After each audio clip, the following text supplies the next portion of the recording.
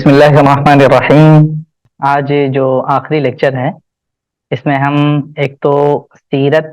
Compilation کے سلسلے میں کچھ معلومات حاصل کریں گے کہ سیرت کی تدوین اس کو کمپائل کب کیا گیا، اور اسی طرح امپورٹینس جو بک ہیں سیرت سے ریلیٹڈ وہ کیا ہیں، انہیں کیسے ہم مطالعہ کر سکتے ہیں، اور اللہ کے رسول کی زندگی میں جو ایک رول ماڈل ہے ہمارے لیے پروفیٹک رول ماڈل، جس کے لیے ہم نے سیرت کا مطالعہ کیا ہے یا ہم کرتے ہیں، یہ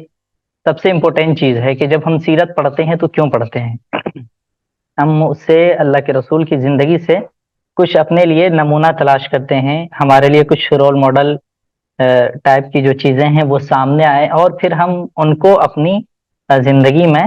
اتاریں، ان کو فالو کریں، یہ ہمارا مقصد ہوتا ہے۔ تو جب اس سے ریلیٹڈ چیزوں کو دیکھتے ہیں ہم اللہ کے رسول کی زندگی میں، سب سے پہلے تو قرآن کریم کے اندر دیکھتے ہیں کہ اللہ کے رسول صلی اللہ علیہ وسلم کے کیریکٹر کے بارے میں ہمیں کیا چیزیں ملتی ہے۔ سورہ قلم کی آیت ہے کہ وَإِنَّكَ لَعَلَىٰ خُلُقٍ عَظِيمٍ، اسکرین پر آپ آیت دیکھ سکتے ہیں کہ آپ اخلاق کے اعلیٰ مرتبے پر فائز ہیں۔ اللہ کے رسول صلی اللہ علیہ وسلم کا جو کیریکٹر تھا، اس جیسا کیریکٹر آج تک کسی نے پیش نہیں کیا۔ یہاں پہ کمپیئر کرنا مقصود نہیں ہے کہ آپ سے پہلے جو نبی آئے تھے ان کا کیریکٹر نعوذ باللہ اللہ کے رسول سے کم تھا، یا یہ کہ ان کے اندر اچھی عادتیں نہیں تھی۔ یہاں پہ صرف اللہ کے رسول کے بارے میں بتانا مقصود ہے کہ آپ کا جو کیریکٹر ہے اور آپ کے جو اخلاق ہیں، عادتیں ہیں، اللہ کے رسول صلی اللہ علیہ وسلم کا جو طرز زندگی ہے وہ بہت ہی اہم اور نمایاں ہے، یعنی اتنا امپورٹینٹ اور اتنا اہم ہے کہ ہم اس میں کسی طرح کی کوئی کمی نہیں نکال سکتے ہیں، کوشش کے باوجود ہم اس میں کوئی کمی نہیں نکال سکتے ہیں۔ اسی طرح آپ صلی اللہ علیہ وسلم کے اخلاق و عادات میں ایک چیز یہ دیکھنے کو ملتی ہے کہ آپ صلی اللہ علیہ وسلم بہت زیادہ رحم دل تھے، آپ کے دل میں لوگوں کے لیے بہت زیادہ نرمی تھی۔ کئی بار ایسا ہوا کہ صحابہ کرام کی طرف سے آپ کو تکلیف کا سامنا ہوا، آپ نے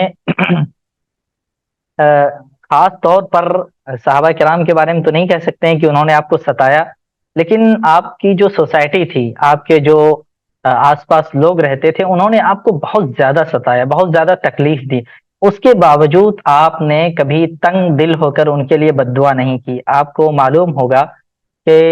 طائف کے موقع پر جب اللہ کے رسول صلی اللہ علیہ وسلم طائف والوں کو ایمان کی دعوت دینے کے لیے گئے تھے مکی پیریڈ میں، تو وہاں کے لوگوں نے آپ کے ساتھ بہت برا ویوہار کیا تھا، آپ کو زخمی کر دیا تھا، اور جو محلے کے شرارتی بچے ہوتے ہیں، اوباش قسم کے لوگ ہوتے ہیں، ان کو آپ کے پیچھے لگا دیا گیا تھا کہ تم سب جاؤ محمد کو گالی دو اور ان کے سر پر، ان کے بدن پر، پیر پر پتھر مارو۔ اس طرح آپ کو زخمی کر دیا گیا تھا۔ وہ جو ماحول تھا کہ اللہ کے رسول صلی اللہ علیہ وسلم بالکل چور چور ہو گئے تھے، آپ کے بدن سے خون بہ رہا تھا۔ اس وقت آپ ایک باغ میں آ کر ٹھہرے، اس گاؤں سے نکل کر، اور پھر وہاں فرشتے آپ کے پاس آتے ہیں اور آپ سے یہ عرض کرتے ہیں کہ اگر آپ چاہیں، اگر آپ کا حکم ہو تو اس بستی کے جو آس پاس دو پہاڑ ہیں ان دونوں پہاڑوں کو آپس میں ملا دیں گے ہم، اور پھر یہ بستی والے تباہ ہو جائیں گے، تباہ و برباد ہو جائیں گے۔ یہ حضرت جبریل علیہ السلام نے اللہ کے رسول صلی اللہ علیہ وسلم سے کہا تھا، لیکن یہ آپ کی رحم دلی تھی، لوگوں کے ساتھ آپ کی ہمدردی اور شفقت تھی کہ آپ نے ان کو منع کر دیا اور یہ کہا کہ یہ لوگ مجھے جانتے نہیں ہیں، انہیں نہیں پتا کہ نبی کیا ہوتا ہے اور نبی کا مقام کیا ہے۔ اگر انہیں یہ معلوم ہوتا تو وہ ہرگز یہ غلطی نہ کرتے۔ تم انہیں چھوڑ دو، یہ اگرچہ ایمان نہ لائیں لیکن ممکن ہے کہ ان کی جو بعد کی نسلیں ہیں، ان کے جو بچے آئیں گے دنیا میں، وہ ہم پر ایمان لے آئیں۔ یہ اللہ کے رسول صلی اللہ علیہ وسلم نے ایک بہت ہی اعلیٰ کیریکٹر اس وقت پیش کیا، جبکہ آپ چاہتے تو اس کے بالمقابل اس رحم دلی کے بدلے آپ سخت دلی کا معاملہ کر سکتے تھے ان کے ساتھ، اور ان تمام لوگوں کو تباہ کر دیا جاتا۔ یہ بہت ہی اہم آیت ہے اللہ کے رسول کی زندگی کو سمجھنے کے لیے۔ یہ آل عمران 159 آیت ہے کہ اللہ کی رحمت ہی کی وجہ سے آپ ان کے لیے نرم دل ہیں، اور اگر آپ بد زبان اور سخت دل ہوتے تو یہ سب آپ کے پاس سے منتشر ہو جاتے۔ جو صحابہ کرام آپ کے پاس آ کر بیٹھتے تھے، ان میں سردار بھی ہوتے تھے جو قریش کے بڑے بڑے معزز لوگ تھے، اسی طرح دیہات کے بدو لوگ بھی ہوتے تھے جن کی زبان اور جن کی بول چال کا انداز بہت سخت ہوتا ہے، بہت سخت لہجے میں کھڑی زبان میں بات کرتے ہیں، ایسے لوگ بھی ہوتے تھے۔ اسی طرح آپ کے پاس غلام بھی بیٹھے ہوتے تھے جن کو کہ سماج میں بہت ہی گھٹیا اور کمزور سمجھا جاتا تھا، ایسے لوگ بھی آپ کی مجلس میں شریک ہوتے تھے۔ آپ سب کے لیے یکساں تھے اور سب کے ساتھ آپ نرمی کے ساتھ اور شفقت کے ساتھ بات کرتے تھے۔ اگر کسی سے کوئی غلطی ہو گئی تو آپ اس کو معاف فرما دیتے تھے۔ ایک واقعہ ملتا ہے کہ ایک مرتبہ مسجد نبوی میں آپ صلی اللہ علیہ وسلم اپنے ساتھیوں کے ساتھ بیٹھے ہوئے تھے۔ ایک بدو شخص مسجد میں داخل ہوا، اس کو مسجد کا احترام نہیں معلوم تھا کہ مسجد کا کیا مقام ہے، احترام ہے، اور وہ مسجد میں کھڑے ہو کر پیشاب کرنے لگا۔ وہ دیہات سے آیا ہوا شخص تھا، تو کچھ صحابہ کرام اس کی طرف لپکے کہ اس کو پکڑ کر باہر کر دے مسجد سے، کہ مسجد کے اندر گندگی پھیلا رہا ہے۔ لیکن آپ صلی اللہ علیہ وسلم نے اس صحابی کو فوراً روک دیا کہ نہیں، تم ایسا مت کرو، بلکہ ان کو اپنی ضرورت پوری کرنے دو۔ جب وہ فارغ ہو گیا تو پھر اللہ کے رسول نے ان کو بلایا اور سمجھایا کہ مسجد اللہ تعالیٰ کا گھر ہے اور اس کو پاک صاف رکھا جاتا ہے، یہاں کسی طرح کی گندگی نہیں پھیلائی جاتی۔ وہ شخص سمجھ گیا اور وہاں سے چلا گیا۔ اور پھر آپ نے پانی منگوا کر جہاں اس نے پیشاب کیا تھا اس پر پانی ڈلوا دیا آپ صلی اللہ علیہ وسلم نے خود سے۔ تو یہ آپ کی زندگی کے بہت اہم پارٹس ہیں جن کو ہمیں خاص طور پر فالو کرنا ہے، جنہیں خاص طور پر ہماری زندگی میں تو اس لیے بھی ضرورت ہے کہ ہم جس سماج میں جیتے ہیں وہاں ہر طرح کے لوگوں سے ہمیں سامنا ہوتا ہے۔ ہم جب کہیں سفر کر رہے ہوتے ہیں تو کچھ لوگ تو آپ کے ساتھ بہت نرمی کے ساتھ بات کرتے ہوئے ملیں گے، لیکن بہت سارے لوگ ایسے ملیں گے جن کی بول چال اور جن کی زبان آپ کو پسند نہیں آئے گی، ایسا لگے گا کہ وہ آپ کے ساتھ بدتمیزی کر رہے ہیں۔ تو ایسے موقع پر بھی نرمی دکھانا اور نرم انداز میں گفتگو کرنا، غصے میں نہ آنا، یہ اللہ کے رسول کی زندگی کا ایک بہت ہی اہم حصہ ہے۔ یہی وجہ ہے کہ یہ جو آیت آخری میں آئی کہ لن فضوا من حولک، اگر آپ ان کے لیے سخت دل ہوتے تو یہ آپ کے پاس سے چلے جاتے۔ کوئی بھی شخص ہے کتنا ہی خراب انسان ہو، اگر اس کے ساتھ نرمی کے ساتھ معاملہ کیا جائے تو خود وہ سوچنے پر یہ مجبور ہو جاتا ہے کہ اس انسان نے میرے لیے برا ہی کیا سوچا ہے، یہ تو میری بھلائی ہی چاہتا ہے کہ میرے ساتھ اتنی نرمی سے بات کر رہا ہے، اگر چاہتا تو مجھے مار سکتا تھا، لیکن اس نے مجھے مارا نہیں، پیٹا نہیں، ڈانٹا نہیں، بلکہ نرمی کے ساتھ مجھ سے بات کر رہا ہے، تو خود اس کا دل بھی نرم ہو جاتا ہے اور اس کے اندر جو خرابیاں ہوتی ہیں وہ آٹومیٹک ختم ہونے لگتی ہیں۔ تو یہ چیز ہمیں اپنانے کی ضرورت ہے اپنی زندگی میں۔ ایک چیز اور بھی ہے کہ اپنی فیملی کے ساتھ آپ کا کیا معاملہ تھا، کیونکہ آپ نبی تھے تو آپ کی جو زندگی ہے ہمیں جو معلوم ہوتی ہے، بظاہر ایسا لگتا ہے کہ ایک بڑا نبی جس کے ذمے پوری امت کو دعوت پہنچانا ہے اور جس کے ذمے یہ ہے کہ دشمنوں سے، کافروں سے لڑنا ہے، ان کے سامنے حق کی دعوت پیش کرنی ہے، تو شاید ان کے پاس اپنی فیملی کے لیے، اپنے گھر والوں کے لیے، اپنے بچوں کے لیے وقت نہ رہتا ہو۔ ایسا کئی بار ذہن میں آتا ہے کہ اتنا بڑا انسان، ان کے پاس اپنے گھر والوں سے بات کرنے کا، بیٹی سے، اپنی بیوی سے بات کرنے کا کہاں وقت رہتا ہوگا، لیکن ایسا نہیں ہے۔ اللہ کے رسول کی زندگی میں یہ چیز خاص طور پر ہمیں دیکھنے کو ملتی ہے کہ آپ نے اپنے وقت کو ڈیوائڈ کر رکھا تھا۔ کچھ وقت آپ اپنی بیویوں کے ساتھ گزارتے، کچھ وقت اپنی بچیوں کے ساتھ، کچھ اپنے جو آپ کے رشتہ دار ہوتے ان کے لیے وقف تھا۔ اسی طرح اگر کوئی آپ کے آس پاس کسی کے بارے میں یہ معلوم ہوتا کہ کوئی شخص بیمار ہے تو آپ ان کو دیکھنے کے لیے، ان کی عیادت کرنے کے لیے جاتے۔ اسی طرح کئی مرتبہ خوشی کا ماحول ہوتا، کسی صحابی کی شادی ہو رہی ہے اور انہوں نے آپ کو دعوت دی تو آپ وہاں تشریف لے جاتے تھے۔ تو فیملی کے ساتھ جو آپ کا رابطہ تھا اور معاملہ تھا، اس سلسلے میں حضرت عائشہ رضی اللہ تعالی عنہا کی ایک حدیث ہے کہ اللہ کے رسول صلی اللہ علیہ وسلم نے فرمایا کہ خیرکم خیرکم لأہلہ، کہ لوگوں میں سب سے بہتر وہی ہے جو اپنے گھر والوں کے لیے، اپنے اہل و عیال کے لیے، اپنے بیوی بچوں کے لیے بہتر ہوتا ہے۔ یعنی جس کا اپنے بچوں کے ساتھ صحیح کنیکشن نہ ہو، بچوں اور بیویوں کے درمیان کمیونیکیشن نہ ہو، تو ایسا انسان اچھا نہیں ہو سکتا ہے۔ اور خود آپ نے اپنا ماڈل پیش کیا لوگوں کے سامنے کہ میں وَأَنَا خَيْرُكُمْ لِأَهْلِهِ، اور میں اپنی بیویوں کے لیے، اپنے بچوں کے لیے تم میں سب سے بہتر ہوں۔ تو ظاہر سی بات ہے، اگر کسی شخص کے دل میں یہ خواہش پیدا ہو رہی ہے کہ مجھے اپنے گھر والوں کے لیے اچھا بننا ہے، ان کے لیے ایک نمونہ بننا ہے، اپنی بیوی کے لیے، اپنے بچوں کے لیے، اپنے رشتہ داروں کے لیے، تو اسے بھی اللہ کے رسول کی زندگی کو دیکھنا پڑے گا، چونکہ آپ نے خود کہا ہے کہ میں تم تمام لوگوں میں اپنے اہل و عیال کے لیے سب سے بہتر ہوں۔ تو آپ کس اعتبار سے ان تمام کے لیے بہتر تھے، اور آپ کی زندگی کیسے گزرتی تھی، اسے ہم سیرت کے اندر جب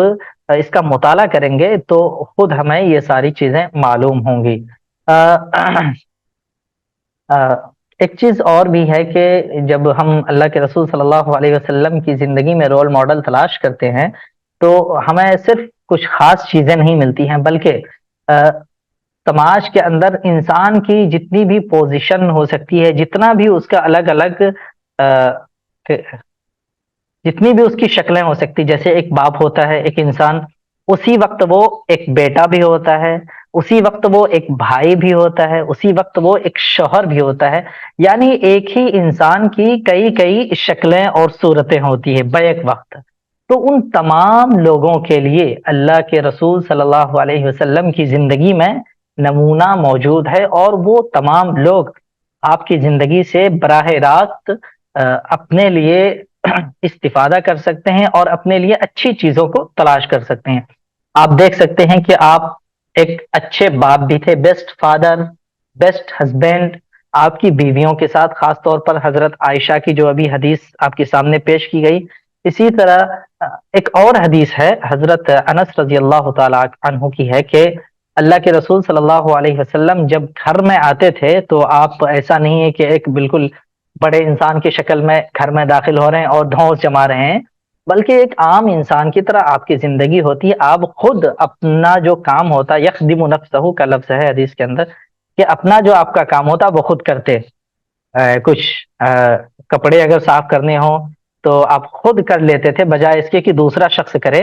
آپ خود اپنے آپ کو ترجیح دیتے تھے۔ اسی طرح آپ کے گھر میں جو بکریاں ہوتی تھیں، ان کا دودھ نکالنا ہوتا تو وہ بھی خود کر دیتے، یعنی چھوٹے چھوٹے کام جن کو انسان معمولی سمجھ کر ٹال دیتا ہے کہ یہ کام کوئی اور کر لے گا، وہ بھی آپ اپنی ذمہ داری سمجھ کر کرتے تھے۔ ایک چیز ہمیں یاد رکھنی چاہیے کہ اسلام میں جو ہسبینڈ کا مقام ہے وہ کسی بادشاہ کی طرح نہیں ہے کہ اس کی بیوی اس کی غلام ہے اور وہ اس کو حکم دے گا، بلکہ ہسبینڈ کے لیے جو قرآن کریم کے اندر تعبیر آئی ہے کہ الرجال قوامون علی النساء، جو مرد ہیں وہ عورتوں کے نگہبان ہوتے ہیں۔ بہت سارے لوگ اس آیت کا مطلب یہ سمجھ لیتے ہیں کہ مرد کا کام صرف عورتوں کو حکم دینا ہے اور عورتوں کو مردوں کے حکم کی تعمیل کرنی ہے۔ یہ مطلب نہیں ہے اس آیت کا، بلکہ اس کا مطلب یہ ہے کہ مرد کی ذمہ داری ہے کہ اپنی بیوی اور بچوں کی ہر طرح سے اس کی حفاظت کرے، یعنی اس کو کیا کھلانا ہے اس کی ذمہ داری مرد پر ہے، کیسے لانا ہے ان کو کھلانے کی چیزیں کہاں سے حاصل کرنی ہے، یہ مرد کی ذمہ داری ہے۔ اسی طرح اپنے بیوی بچوں کی عزت، ان کی عصمت اور ان کی جان کی حفاظت، یہ ساری چیزیں مرد کی ذمہ داری میں آتی ہے۔ اسی کا تذکرہ اس آیت کے اندر کیا گیا ہے کہ الرجال قوامون علی النساء، مرد عورت کے لیے ایک نگہبان کی حیثیت رکھتا ہے۔ اس کو ہم ایسے سمجھ سکتے ہیں کہ جب کوئی بڑا انسان، ایک پردھان منتری دیش کا یا ایک سی ایم یا کوئی اور بھی انسان کہیں جا رہا ہوتا ہے، اپنے گھر سے اپنے محل سے نکلتا ہے، تو اس کے پاس سیکیورٹیز ہوتی ہیں، بہت سارے لوگ ہوتے ہیں اور ان کے ارد گرد ہوتے ہیں، اور وہ لوگوں سے، عام لوگوں سے ان کو بچانے کی کوشش کرتے ہیں کہ کوئی شخص اس پر حملہ نہ کر دے، یا یہ کہ کوئی چیز ان پر نہ پھینک دے۔ اس کے لیے وہ ان کے آس پاس جو ہر وقت ایکٹیو رہتے ہیں۔ یہی کیفیت اس آیت کے اندر بتائی گئی ہے کہ مرد اپنی بیوی کے لیے بالکل اسی سیکیورٹی کی طرح ہے کہ وہ تمام چیزوں سے اس کی حفاظت کرتا ہے، کہ بیوی کو کوئی تکلیف نہ ہو، اس کے ساتھ کوئی بدتمیزی بدسلوکی نہ کرے، اس کی عزت پر کوئی ہاتھ نہ لگائے، وہ کبھی بھوکی نہ رہے، اور اس کے لیے چھت کا انتظام ہو، رہنے کا اچھا انتظام ہو۔ یہ ساری چیزیں مرد کے ذمے ہوتی ہیں۔ بالکل اسی طرز پر اللہ کے رسول کی زندگی ہمیں دیکھنے کو ملتی ہے۔ تو اور پھر بیسٹ لیڈر، اللہ کے رسول ایک اچھے قائد اور لیڈر تھے. آپ نے اللہ کے رسول کی جنگوں کے بارے میں پڑھا ہے کہ آپ صحابہ کرام کے ساتھ جنگ میں شریک ہوتے تھے. وہاں ہم یہ دیکھتے ہیں کہ جس شخص کے اندر جو کوالٹی ہوتی تھی، آپ اس کی کوالٹی اور اس کی خصوصیات کے مطابق ہی اس کو ذمہ داری سونپتے تھے. ایسا نہیں ہے کہ ایک شخص اچھی پہرے داری کر سکتا ہے، یا ایک شخص کے اندر بندوق چلانے کی، ہتھیار چلانے کی اچھی صلاحیت ہے، اور آپ صلی اللہ علیہ وسلم نے اس ذمہ داری کے بجائے اسے کوئی دوسری ذمہ داری دے دی ہو. ایسا نہیں ہوتا تھا. جس کے اندر مینجمنٹ کی صلاحیت ہے آپ اس کو وہی ذمہ داری دیتے. کسی کے اندر جج کرنے کی لوگوں کو صلاحیت ہے تو آپ اسے جج بناتے تھے لوگوں کے درمیان. یا کسی کے اندر اگر قرآن فہمی کی صلاحیت ہے، قرآن کریم کے اندر غور و خوض کرتا ہے، انڈرسٹینڈنگ ہے اس کی اچھی، تو آپ صلی اللہ علیہ وسلم ان سے اسی ٹائپ کا کام لیتے تھے. اسی طرح اگر کسی کی اچھی آواز ہوتی، اچھی تلاوت کوئی صحابی کرتے تھے، تو اللہ کے رسول ان سے خود تلاوت سنتی، اور اگر کوئی آپ سے قرآن پڑھنا چاہتا ہے تو آپ ان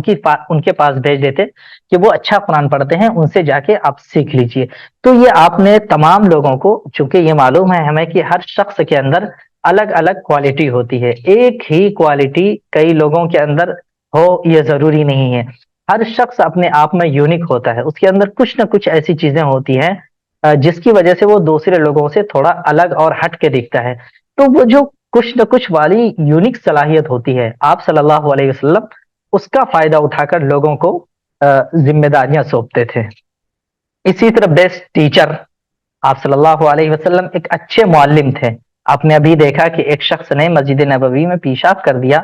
تو آپ نے انہیں فوراً نہیں ڈانٹا، بلکہ ان کو بہت پیار سے سمجھایا. تو یہ آپ صلی اللہ علیہ وسلم کی تعلیم کا انداز تھا. حضرت انس رضی اللہ تعالی عنہ، جو کہ اللہ کے رسول صلی اللہ علیہ وسلم کے ساتھ بچپن ہی سے رہتے تھے، جنہوں نے 10 سال سے زیادہ آپ کی خدمت کی، ان کی روایت ہے کہ کئی مرتبہ ایسا ہوتا کہ آپ مجھے کسی کام سے بازار بھیجتے، کوئی سامان لانا ہوتا، میں گھر سے نکلتا سامان لانے کے لیے، لیکن راستے میں بچوں کو دیکھتا کھیلتے ہوئے اور پھر کھیلنے میں لگ جاتا ہے، اور آپ صلی اللہ علیہ وسلم جس کام کے لیے مجھے بھیجتے وہ میرے ذہن سے وہ بات نکل جاتی اور میں کھیلنے میں لگ جاتا. پھر کچھ دیر بعد کئی مرتبہ ایسا ہوا کہ آپ میرے پیچھے سے آئے اور آپ نے میری گردن پر ہاتھ رکھا تو میں چونک گیا اور مجھے یاد آیا کہ ارے آپ نے تو مجھے کام سے بھیجا تھا اور یہ میں یہاں کھیل رہا ہوں. تو آپ نے ایسے موقع پر کبھی ان کو ڈانٹا نہیں، بلکہ پیار سے آپ نے مسکرا کر کہا کہ انس، میں نے آپ کو اس کام سے بھیجا تھا، آپ پہلے کام کر لیجئے. تو یہ آپ صلی اللہ علیہ وسلم کی ٹیچنگ کا انداز تھا. بڑے بڑے صحابہ کرام آپ کے پاس موجود تھے، کچھ ایسے بھی تھے جن کی عمر آپ سے زیادہ تھی، لیکن سب کے ساتھ آپ دم بالکل اچھے طریقے سے ایک اچھے معلم کے اندر جو صلاحیت ہو سکتی ہے، ان تمام خوبیوں کے ساتھ آپ صحابہ کرام کو دین کی تعلیم دیتے تھے. اسی طرح بیسٹ پریچر، لوگوں کو نصیحت کرنا کیسے ہے، لوگوں کی ان کے ذہن کو سامنے رکھ کر ان کی جو کیفیت ہے، ان کے کیا حالات ہیں، کس سماج کے اندر وہ جی رہا ہے، یہ ساری چیزیں آپ کے سامنے ہوتی تھی اور اسی کے مطابق آپ لوگوں کو نصیحت کیا کرتے تھے. اور پھر آخری جو کوالٹی ایک یہاں ذکر کی گئی ہے کہ بیسٹ ہیومن بینگ، یہ اللہ کے رسول صلی اللہ علیہ وسلم کی زندگی کا سب سے اہم کیریکٹر ہے کہ سب سے ایک انسان کے اندر ظاہری طور پر اور باطنی طور پر جو بھی صلاحیت ہو سکتی ہے، آپ دیکھنے میں بھی خوبصورت تھے، آپ کا جو اسٹرکچر تھا، آپ کا جو بدن تھا، ہاتھ پیر سر ناک چہرہ، یہ ساری چیزیں حدیث کے اندر بیان کی گئی ہے کہ آپ کیسے دکھتے تھے. ایک دم بالکل ساری چیزیں فٹ اللہ کے رسول کی تھی. ایسا نہیں محسوس ہوتا تھا کہ کسی چیز کے اندر بظاہر دیکھنے میں کمی ہے. اسی طرح آپ کی جو اندرونی خوبیاں تھی، دل کی جو خوبیاں تھی، وہ تو اس کی تو خود قرآن نے گواہی دی ہے کہ وَإِنَّكَ لَعَلَىٰ خُلُقٍ عَظِيمٍ، کہ آپ اخلاق کے اعلیٰ معیار پر فائز ہیں. تو مطلب یہ ہے کہ کوئی بھی انسان ہو، چاہے اس کا تعلق کسی بھی زندگی کے کسی بھی شعبے سے ہو، کسی بھی حصے سے ہو، اگر وہ آپ صلی اللہ علیہ وسلم کی زندگی میں اپنے لیے کچھ نمونہ تلاش کرنا چاہے تو وہ ناکام نہیں ہو سکتا. اسے ضرور اس میں آپ کی زندگی میں اپنے لیے رہنمائی اور اپنی زندگی کو گزارنے کے لیے اور اپنی زندگی کو اچھے سے اچھا بنانے کے لیے جو بھی چیزیں ضروری ہو سکتی ہیں، وہ ساری چیزیں ان کو اللہ کے رسول صلی اللہ علیہ وسلم کی زندگی میں مل جائیں گی. ایک اور حدیث ہے اللہ کے رسول صلی اللہ علیہ وسلم کے سلسلے میں کہ لم یکن رسول اللہ صلی اللہ علیہ وسلم فاحشا ولا متفحشا، کہ اللہ کے رسول بد کلام نہیں تھے اور نہ آپ زبردستی بد کلامی کی کوشش کرتے کہ آپ لوگوں کو خوش کرنے کے لیے، لوگوں کو ہنسانے کے لیے آپ نے کوئی غلط بات کہہ دی ہو، ایسا کبھی نہیں ہوتا تھا، اور نہ آپ کی زبان سے کوئی برے الفاظ نکلے۔ ولا سخابا فی الاسواق، نہ بازاروں میں چیختے چلاتے تھے۔ بازار اور مارکیٹ ایک ایسی جگہ ہے جہاں کوئی بھی انسان جاتا ہے تو ایسا لگتا ہے کہ اس کی لائف بدل رہی ہے، وہ نارمل نہیں رہ پاتا ہے اپنے آپ کو، بلکہ کئی مرتبہ دوست مل گئے اس کے تو دوستوں کے ساتھ اسی انداز میں بات کر رہے ہیں۔ تاجر ہے جن سے ان کو سامان خریدنا ہے، اب وہ تھوڑا سا سخت انداز میں بات کر رہا ہے تو سامنے والا بھی غصے میں آ جاتا ہے اور اسی انداز میں اس سے ڈیل کرنے کی کوشش کرتا ہے۔ اللہ کے رسول کی یہ خوبی تھی کہ آپ جہاں اکیلے تنہائی میں سنجیدگی کے ساتھ زندگی گزارتے تھے، صحابہ کرام کے ساتھ سنجیدگی کے ساتھ زندگی گزارتے تھے، اسی طرح آپ جب بازار میں جاتے ہیں جہاں شور ہنگامہ ہوتا رہتا ہر وقت، وہاں بھی آپ پوری سنجیدگی کے ساتھ اور خاموش مزاجی کے ساتھ کام کرتے تھے، اور آپ ادھر ادھر تاکنے کے بجائے اپنی ضرورت پوری کر کے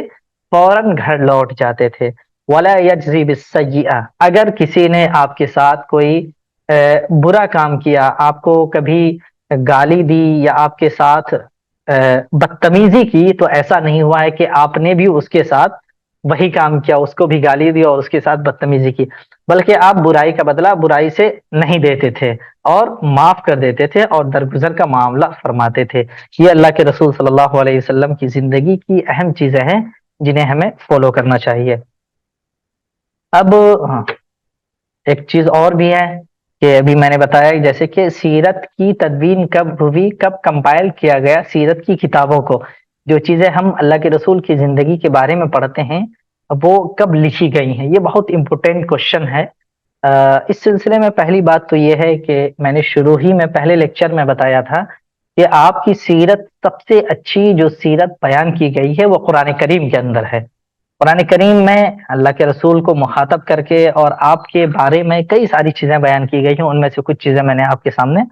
پیش بھی کی ہیں۔ دوسری، صحابہ کرام نے آپ سے جو روایتیں نقل کی ہیں وہ حدیث کے اندر موجود ہیں، مطلب آپ کی سیرت کو اگر پڑھنا ہو تو پہلے ہم قرآن کو دیکھ سکتے ہیں، اسی طرح حدیث کی جو اہم کتابیں ہیں ان میں بھی آپ کی سیرت سے متعلق خاص خاص چیپٹر موجود ہیں کہ آپ فلاں وقت پر کیا کام کرتے تھے، رات آپ کی کیسی گزرتی تھی، آپ نماز پڑھتے تھے تو کس اعتبار سے پڑھتے تھے، لوگوں کے ساتھ آپ کس انداز میں بات کرتے تھے، دشمنوں کے ساتھ آپ کیا سلوک کرتے تھے، یہ ساری چیزیں حدیث کے اندر موجود ہیں۔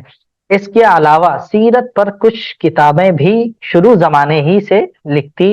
لکھنے کا رواج رہا، اور اتنی کتابیں لکھی گئی ہیں کہ یہ لوگوں کو ماننا پڑا کہ اللہ کے رسول کی زندگی کے بارے میں جتنی کتابیں اب تک لکھی گئی ہیں، اتنی کتابیں آج تک کسی بھی انسان کی لائف کے بارے میں نہیں لکھی گئی ہیں۔ تو اس سلسلے میں سب سے پہلی کتاب جو لکھی گئی ہے وہ محمد بن اسحاق کی ہے، سیرت ابن اسحاق کے نام سے، سیرت ابن اسحاق۔ انہوں نے، محمد ابن اسحاق نے جو کتاب لکھی عربک میں، وہ لوگوں سے سن کر، یعنی جیسے کہ حدیث روایت کی جاتی تھی کہ صحابہ کرام سے جن لوگوں نے سنا وہ اپنے بعد والے لوگوں کو بتاتے تھے، پھر وہ اپنے بعد والے لوگوں کو بتاتے تھے، تو اسی طرح صحابہ کرام کے واسطے سے جو روایتیں محمد بن اسحاق تک پہنچی تھیں، ان روایتوں کو سامنے رکھ کر انہوں نے اللہ کے رسول صلی اللہ علیہ وسلم کی سیرت کو لکھا اور ایک کتاب کی شکل میں دنیا کے سامنے پیش کیا۔ اس کے بعد پھر کچھ دنوں کے بعد ان کے ایک شاگرد تھے محمد ابن ہشام، انہوں نے اپنے استاد سے زیادہ اچھے انداز میں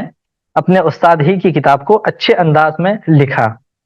محمد بن اسحاق کی یعنی سیرت کی جو پہلی کتاب تھی وہ بہت لمبی تھی، اس میں روایتیں بہت طویل طویل ہوتی تھیں، جس کی وجہ سے ان کے شاگرد نے، محمد بن اسحاق نے، ان روایتوں میں سے جو اہم تھی، کئی مرتبہ ایسا ہوا کہ ایک ہی بات کو 10 لوگوں نے بیان کیا تو محمد بن اسحاق نے ان تمام 10 لوگوں کی باتوں کو الگ الگ نقل کیا، تو محمد ابن ہشام نے ان میں سے ایک چیز کو لیا اور باقی چیزوں کو چھوڑ دیا تاکہ کتاب زیادہ لمبی نہ ہو، اور اسی طرح بہت ساری روایتیں محمد بن اسحاق کی جو تھیں وہ ضعیف تھی، یعنی ان انہوں نے جن لوگوں سے سنا تھا ان پر زیادہ بھروسہ نہیں کیا جا سکتا تھا، یا ان میں سے کوئی ایک شخص ایسا بیچ میں تھا کہ جن کو محدثین نے ضعیف کہا ہے، تو پھر ان لوگوں کی تمام روایتوں کو محمد ابن ہشام نے چھوڑ دیا۔ اس طرح ان کی کتاب پہلے کتاب کے مقابلے میں زیادہ فیمس ہو گئی، اور ایسے ہی ہوا کہ جب مسلمانوں پر حملے کیے گئے، خاص طور پر بغداد کے اندر جو حملہ ہوا تھا مسلمانوں پر عباسی خلافت میں، تو اس وقت مسلمانوں کی بہت ساری کتابیں جل کر راکھ ہو گئی تھیں، جلا دی گئی تھیں۔ تو ایسے موقع پر محمد ابن اسحاق کی بھی جو اصل کتاب تھی وہ دنیا کے سامنے سے غائب ہو گئی تھی بالکل، اور 13 صدی تک وہ کتاب دنیا کے سامنے نہیں آ پائی تھی۔ بس لوگوں کو معلوم تھا کہ محمد بن اسحاق نے سیرت کی کتاب لکھی تھی، لیکن وہ کتاب کیا تھی اور اس کے اندر کیا کیا چیزیں ہیں یہ لوگوں کو پتہ نہیں تھا۔ کچھ سالوں پہلے پچھلی سینچری میں ایک بڑے محقق اور رائٹر گزرے ہیں فیمس، ان کا نام ہے ڈاکٹر حمید اللہ۔ انہوں نے پیرس کی یا لندن کی لائبریری میں اس کتاب کا، محمد ابن اسحاق کی جو کتاب تھی اس کا ایک نسخہ دیکھا، اور اس کے بعد پھر اس کو لا کے دنیا کے سامنے انہوں نے اچھے سے ایڈٹ کر کے پھر سے دنیا کے سامنے پیش کیا۔ تو اب یہ سیرت ابن اسحاق بھی ہمیں مل جاتی ہیں، اردو میں بھی اور عربک میں بھی یہ کتاب موجود ہے۔ اس کے علاوہ پھر ہر دور میں سیرت پر کچھ نہ کچھ اہم کتابیں لکھی جاتی رہیں۔ ہم کون سی کتابیں پڑھیں، ظاہر سی بات ہے یہ چوائس ہر انسان کی اپنی اپنی ہوتی ہے، لینگویج کے حساب سے بھی کسی کو عربک لینگویج آتی ہے تو وہ عربی کتابوں کو زیادہ پڑھتا ہے، کسی کو اردو آتی ہے تو وہ اردو پڑھے، ہندی آتی ہے تو ہندی، مطلب ہر لینگویج میں کتابیں موجود ہیں۔ یہاں ہم آپ کے سامنے کچھ جو امپورٹنٹ کتابیں ہیں جو اس دور میں لکھی گئی ہے ہمارے زمانے میں اور بہت زیادہ اہم مانی جاتی ہیں، ان میں خاص طور پر علامہ شبلی کی جو کتاب ہے اس میں انہوں نے اورنٹیلسٹ کا بھی جواب دیا ہے، جن لوگوں نے اسلام پر اعتراض کیا تھا مستشرقین نے، ان کو سامنے رکھ کر انہوں نے ایک کتاب لکھی۔ یہ 7 جلدوں میں ہے، سیرت النبی، علامہ شبلی کے نام سے یہ بک انگلش اور اردو دونوں میں موجود ہے۔ یہ بہت ہی موٹی کتاب ہے، چونکہ 7 جلدوں میں ہے اس لیے اس کا پڑھنا تو مشکل ہوتا ہے، لیکن پھر بھی کوشش کرنی چاہیے، اگر جن کو سیرت کے موضوع سے دلچسپی ہے تو وہ ضرور اس کتاب کو ایک مرتبہ اپنی لائف میں پڑھ لے۔ اس کے اندر بہت اچھی چیزیں بیان کی گئی ہیں۔ اسی طرح ایک اور دوسری کتاب ہے جو مختصر ہے، یہ علامہ شبلی کے شاگرد علامہ سید سلیمان ندوی کی ہے، اردو میں اس کتاب کا نام نبی رحمت ہے، عربی میں بھی یہ کتاب ہے الرسالۃ المحمدیہ کے نام سے، اور انگلش میں بھی اس کا ٹرانسلیشن ہو چکا ہے، brief life of the blessed prophet صلی اللہ علیہ وسلم۔ یہ انٹرنیٹ پر یہ ساری کتابیں اویلیبل ہیں، آپ ان کو ڈاؤن لوڈ کر کے پڑھ سکتے ہیں۔ یہ بہت بیسک کتاب ہے، یہ brief life of the blessed prophet, اس کو تو ضرور پڑھ لینا چاہیے، زیادہ موٹی بھی نہیں ہے یہ۔ اسی طرح ایک اور کتاب ہے مولانا سید ابو الحسن علی ندوی کی، پروفیٹ آف مرسی، نبی رحمت۔ یہ کتاب بھی انگلش، عربک، اردو تینوں لینگویج میں موجود ہے۔ آپ کو جو لینگویج پسند ہو اس میں آپ اس کتاب کو پڑھ سکتے ہیں۔ اسی طرح اس کے علاوہ 2 کتابیں اور بھی ہیں، ان میں سے ایک علامہ محمد غزالی کی کتاب ہے، یہ عالم عرب کے رائٹر ہیں، عربک رائٹر ہیں، فقہ السیرہ کے نام سے انہوں نے بک لکھی ہے، understanding the life of prophet Muhammad صلی اللہ علیہ وسلم۔ اس میں اللہ کے رسول کی زندگی کے ہر پارٹ کو انہوں نے الگ الگ انداز میں سمجھایا ہے، یہ بھی پڑھنے کے لائق کتاب ہے۔ یہ بھی ہر لینگویج میں آپ کو مل جائے گی، انگلش، اردو اور عربک تینوں میں۔ اور وہ جو میں نے بتایا تھا ابھی کہ سیرت ابن ہشام جو دوسرے نمبر پر لکھی گئی کتاب ہے اور جو سب سے زیادہ فیمس ہوئی ہے دنیا میں، اور اسی کو بیس بنا کر بعد میں جتنی بھی کتابیں سیرت کی لکھی گئی ہیں عام طور پر سب نے اسی بک کو بیس بنایا ہے، دا پروفیٹک بایوگرافی، انگلش میں موجود ہے یہ، اس کو بھی آپ دیکھ سکتے ہیں۔ تو یہ سیرت کی کچھ اہم کتابیں تھیں۔